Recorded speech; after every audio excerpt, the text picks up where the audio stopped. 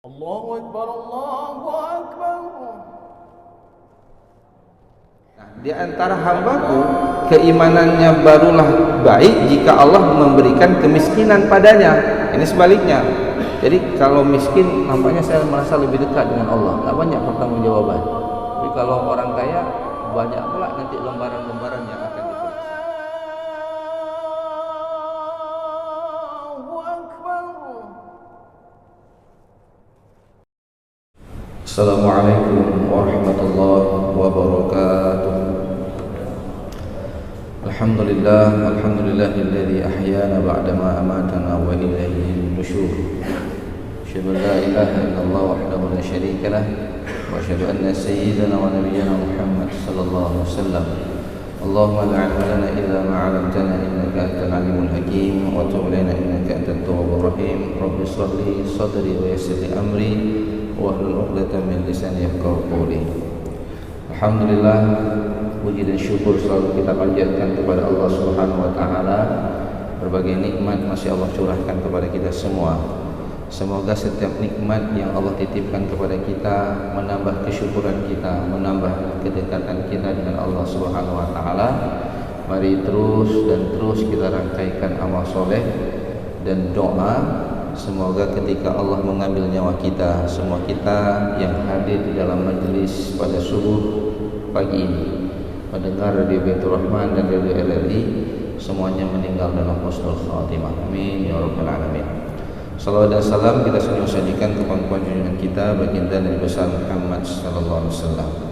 Bapak Ibu yang dimuliakan oleh Allah Subhanahu wa taala, sudah dua pertemuan yang terakhir kita membahas sebab rezeki itu bertambah dan juga sebab rezeki itu kemudian dibatasi oleh Allah Subhanahu wa taala.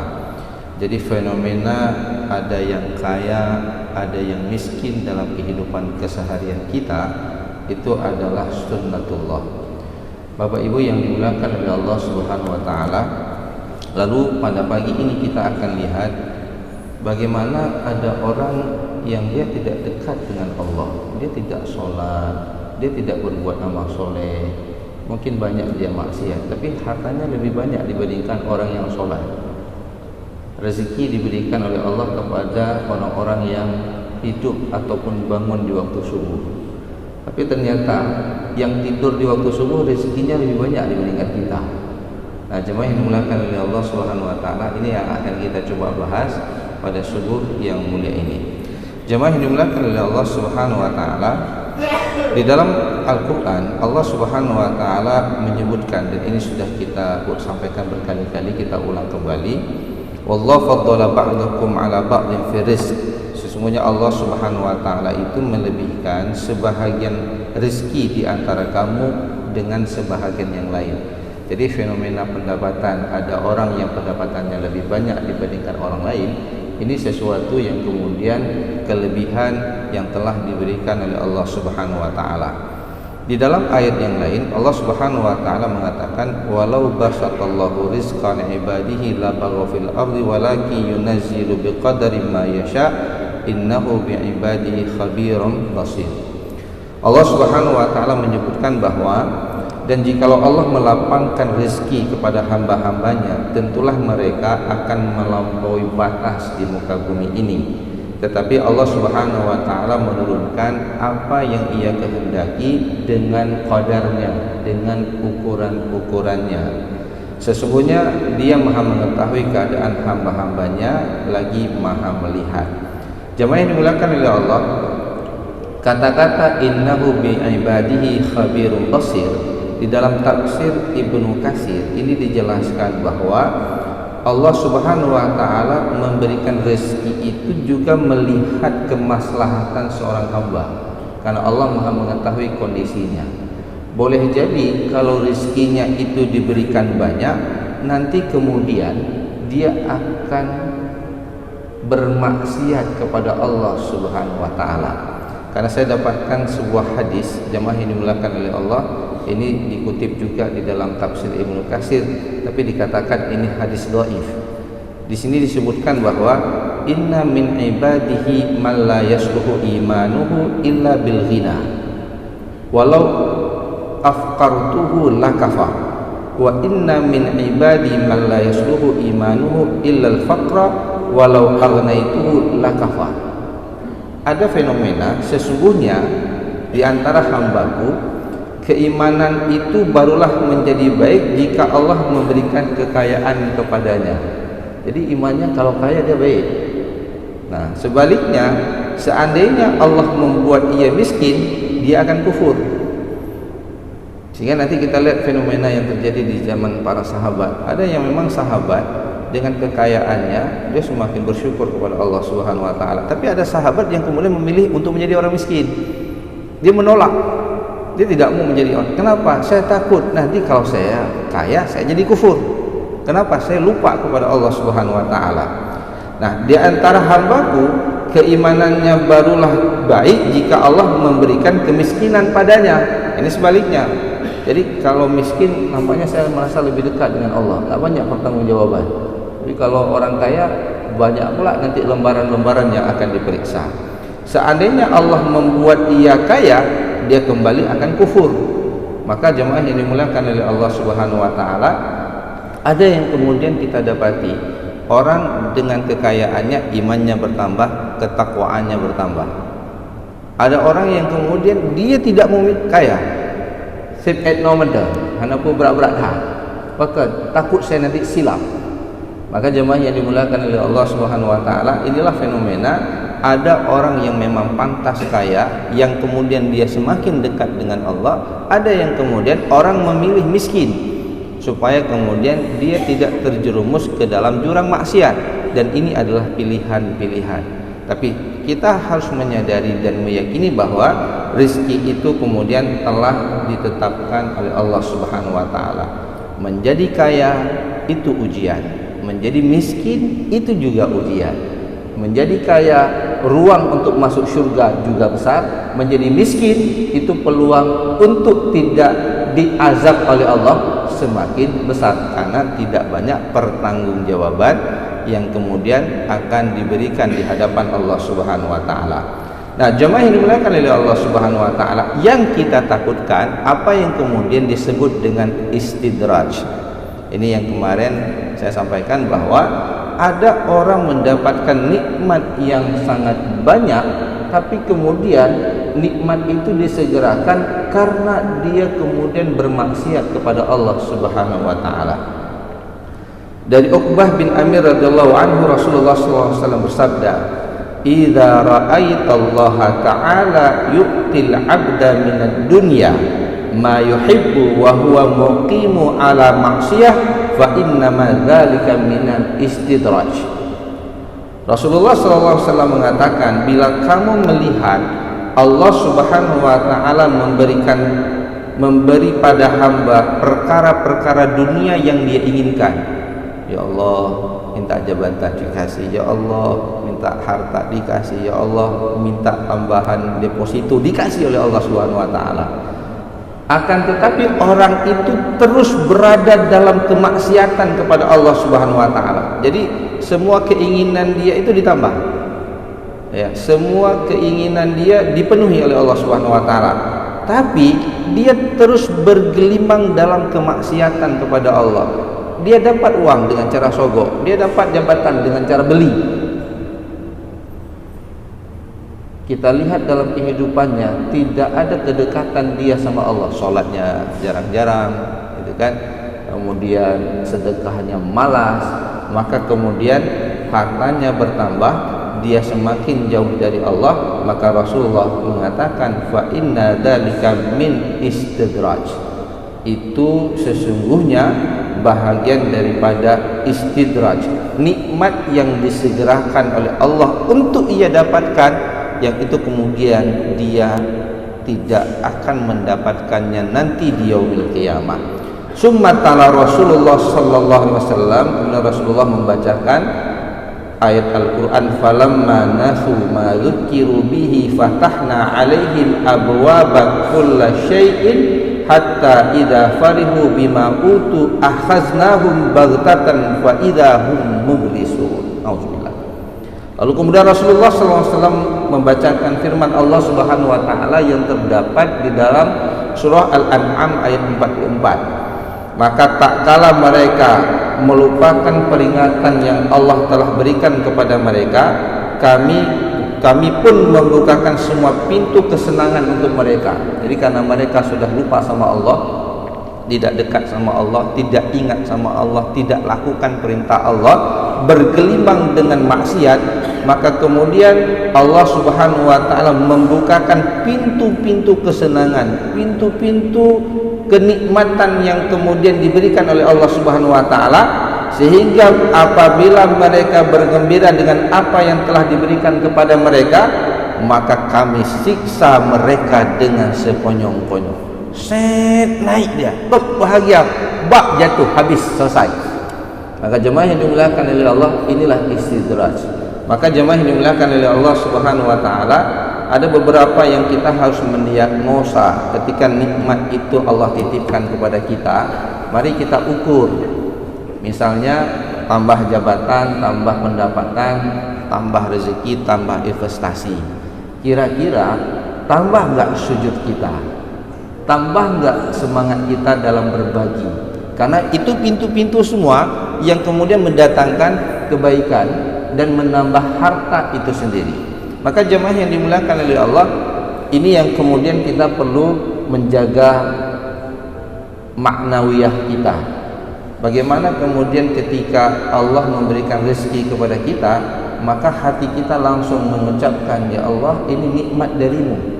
Lalu kemudian mulut kita mengucapkan alhamdulillah, kita puji Allah Subhanahu wa taala. Lalu kemudian rezeki yang kita dapatkan, kita sangat mudah untuk berbagi kepada orang-orang yang membutuhkan. Ini jemaah yang dimuliakan oleh Allah, untuk mendiagnosa jangan sampai kemudian rezeki kita bertambah, ketundukan kita, ketaatan kita kepada Allah tidak bertambah, malah kita kemudian bergelimang dengan maksiat.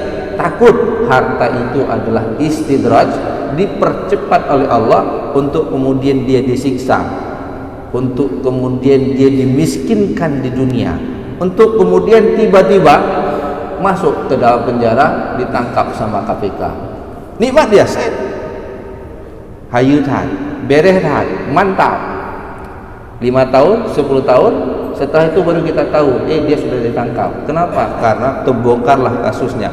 Allah punya cara untuk membuat orang-orang itu yang melupakan Allah Subhanahu wa taala datangkan siksaan di dunia. Sehingga kemudian saya mendapatkan bagaimana yang diungkapkan oleh Syekh Ibnu Athaillah As-Sakandari dalam kitab Al-Hikam.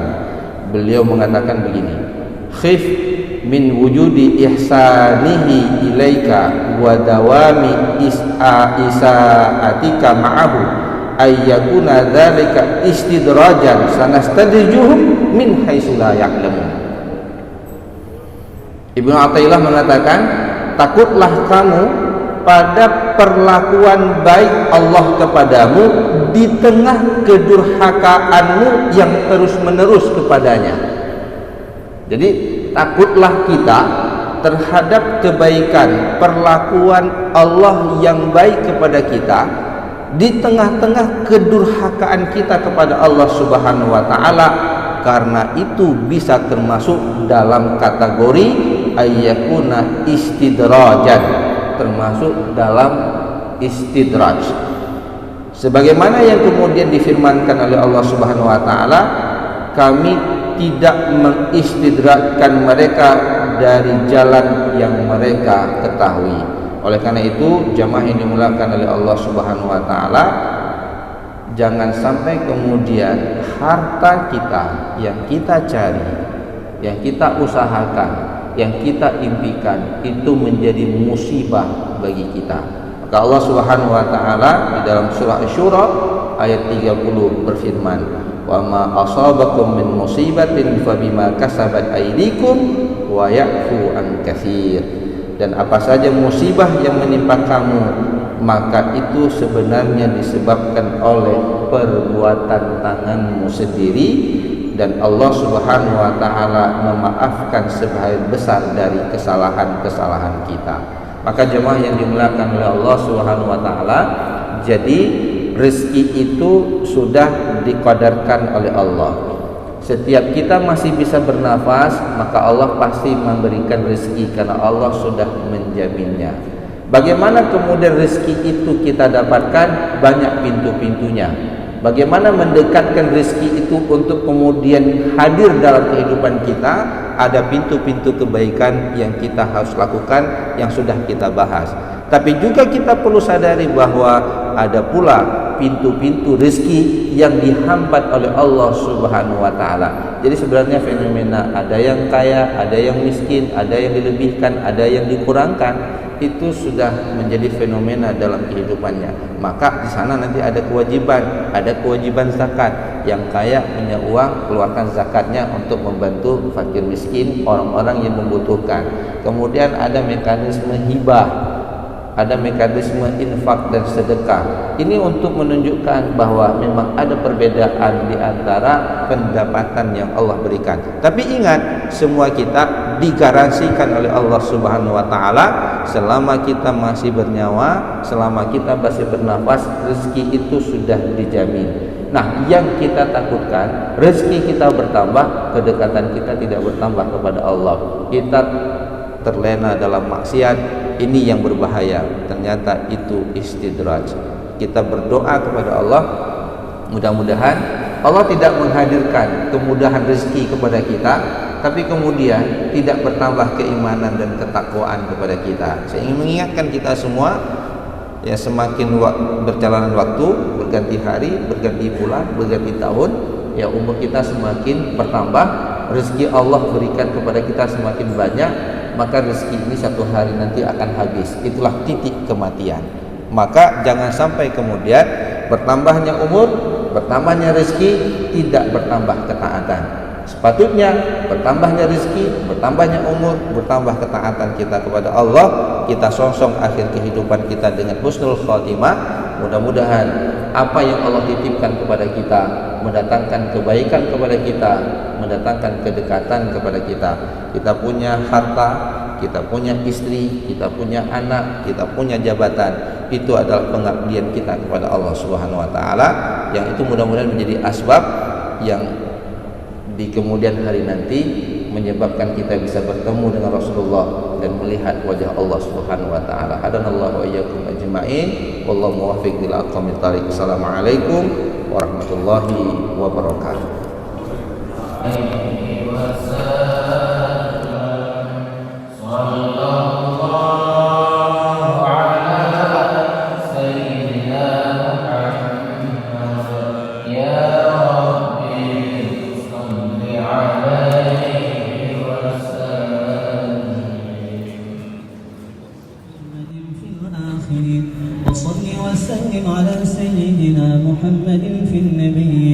وصل وسلم على سيدنا محمد في المرسلين وصل وسلم على سيدنا محمد في الملأ الأعلى إلى يوم الدين وصل وسلم على سيدنا محمد وعلى آله وصحبه أجمعين. ولقد أشروا لنعت من أوصافه تحيي القلوب تهيج الأشجانا والله قد أثنى عليه فما يساوي القول منا أو يكون ثنانا لكن حبا في السرائر قد دعا لمديح صفوة ربنا وحدانا وإذ امتزجنا بالمودة ها هنا نرفع أيدي فخرنا ورجانا للواحد الأحد العلي إلهنا متوسلين بمن إليه دعانا مختاره وحبيبه وصفيه زين الوجود به الإله حبانا يا ربنا يا ربنا يا ربنا بالمصطفى اقبلنا أجب دعوانا أنت لنا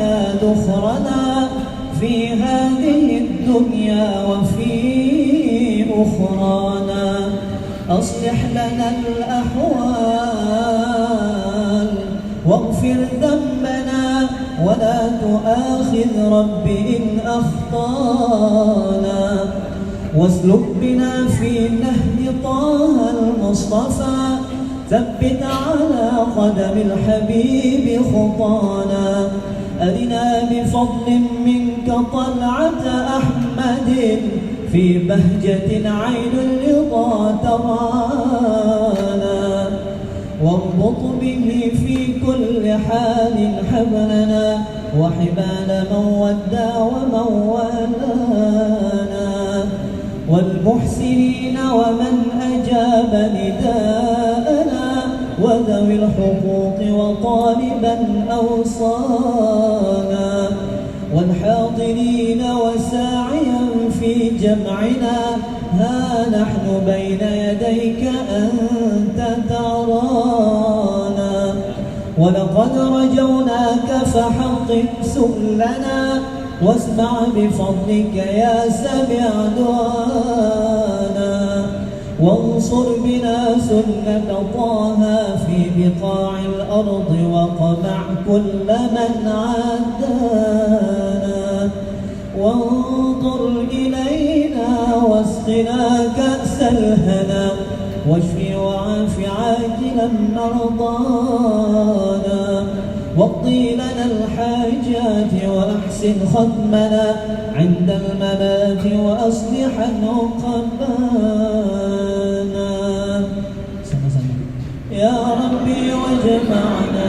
وأحبابا لنا في ذلك الفردوس يا رجوانا يا ربي واجمعنا وأحبابا لنا في ذلك الفردوس يا رجوانا يا ربي واجمعنا وأحبابا لنا في ذلك الفردوس يا رجوانا بالمصطفى صل عليه وآله ما حركت ريح الصبا أغصانا سبحان ربك رب العزة عما يصفون وسلام على المرسلين والحمد لله رب العالمين. الفاتحة. وصل وسلم على سيدنا محمد في النبيين وصل وسلم على سيدنا محمد في المرسلين وصل وسلم على سيدنا محمد في الملأ الأعلى إلى يوم الدين وصل وسلم على سيدنا محمد وعلى آله وصحبه أجمعين.